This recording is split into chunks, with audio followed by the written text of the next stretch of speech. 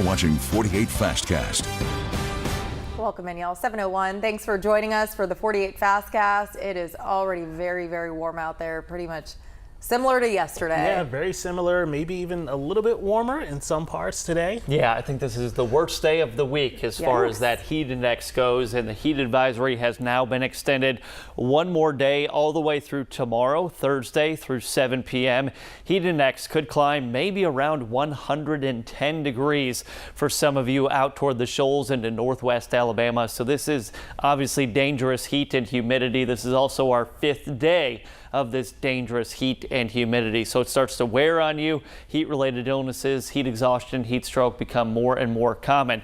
Today, much like yesterday, a few of you might see one of those pop-up downpours or even an isolated storm developing. We have higher chances for rain and storms coming for Thursday, Friday, and into the weekend. Fog is an issue. I know it's very dense down in Guntersville as well as DeKalb County along I-65 up there to Pulaski, Giles County.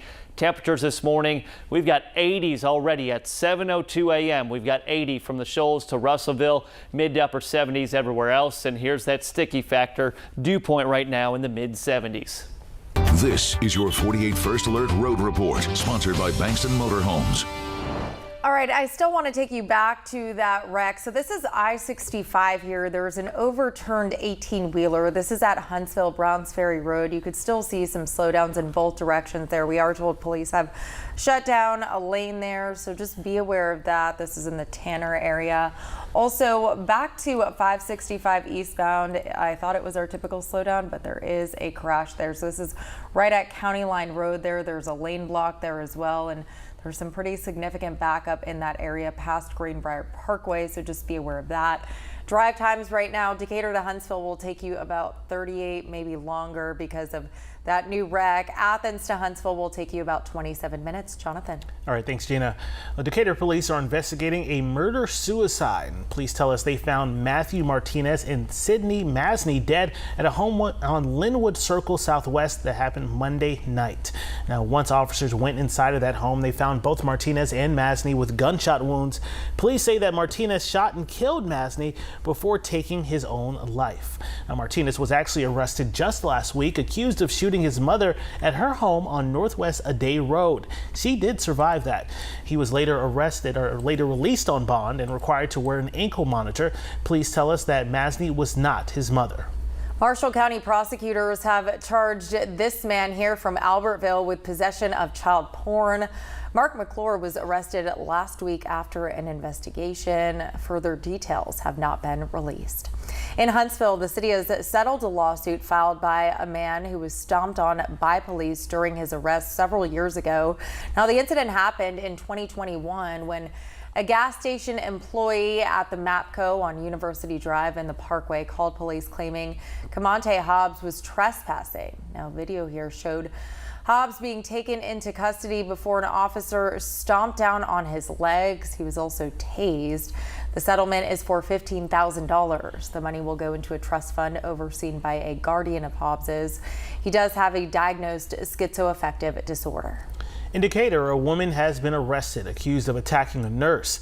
The Decatur police tell us they were called to Decatur Morgan Hospital on Tuesday for an incident between a nurse and a patient who was just discharged. Police arrived and arrested Sharita Burnett. Authorities believe she attacked the nurse, and she's currently charged with assault.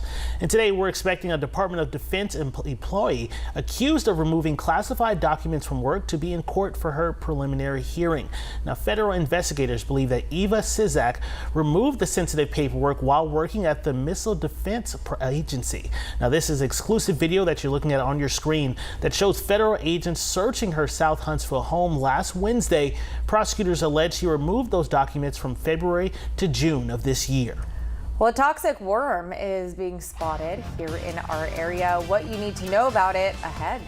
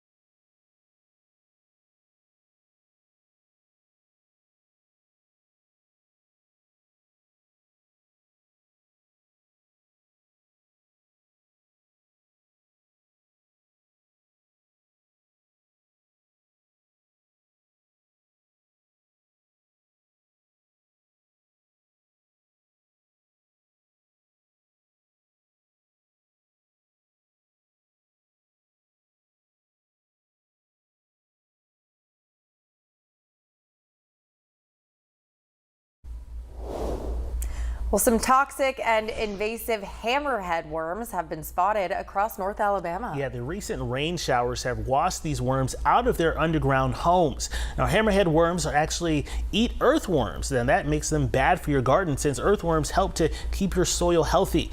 Hammerhead worms also feed on snails and slugs. And if you see a hammerhead worm, you can kill it using salt or vinegar. Now, Carrie Deans, a professor at the University of Alabama, Huntsville, recommends that you don't try to cut the worm since they can regenerate. Hammerhead worms also produce a neurotoxin that is similar to what's found with pufferfish.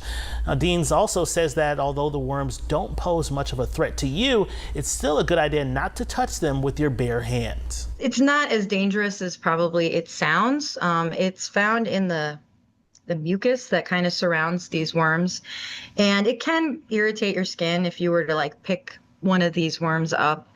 But as long as you wash your hands, it shouldn't be a problem. Now, I think a lot of people are more concerned with maybe pets eating the worms because that is a little bit more dangerous. Yeah, and if your pet eats a hammerhead worm, they could get sick. There haven't been any reports, though, of a person getting sick or dying after coming in contact with these worms. Eric. Now, your first alert weather with meteorologist Eric Burke.